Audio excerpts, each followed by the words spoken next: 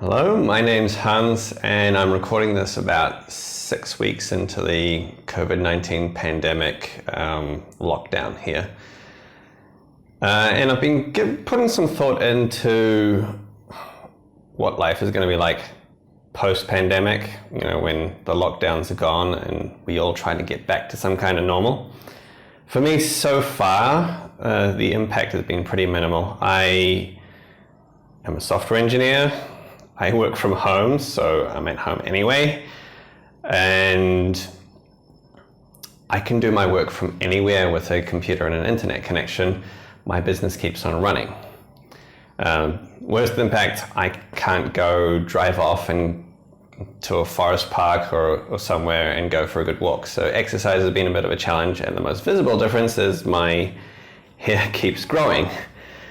The guy who usually cuts my hair, he's not allowed to do it right now. His business has literally been shut down because of the lockdown. It's literally gone. And that's a problem for, I guess, hundreds of millions of people around the world right now. They want to work, but they are not allowed because whatever work they did was not essential. Even worse, for a lot of them, they don't know if they're going to have a job to go back to because, the global economy has been given a giant knockout punch, and companies are unsure what kind of business they're going to have or how long this operates.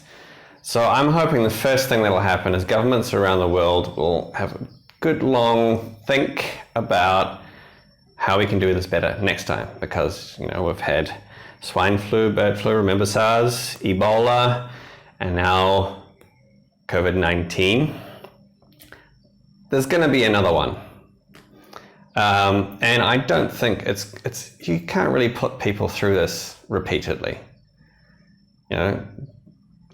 Hundreds of millions of people out of work, knockout punch to the economy, and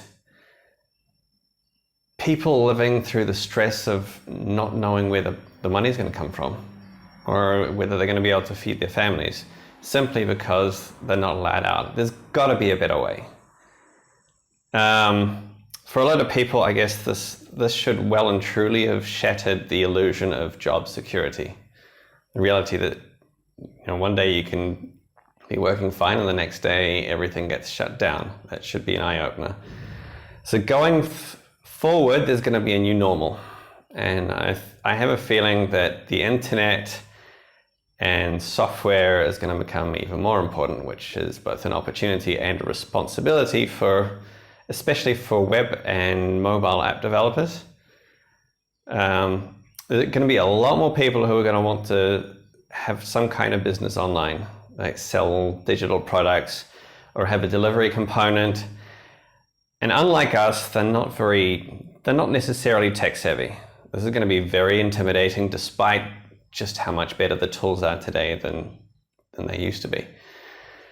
So, I've got a few thoughts about that. Obviously, I've already said it's both an opportunity and a responsibility. We need to help other people get back on their feet. So if you are a web developer or a software engineer or developer who's an entrepreneur as well, be generous.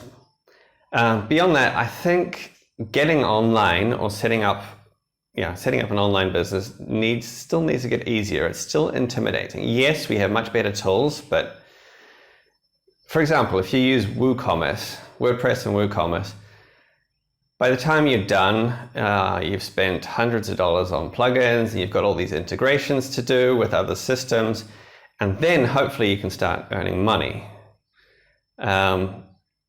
Easy for me, probably easy for you.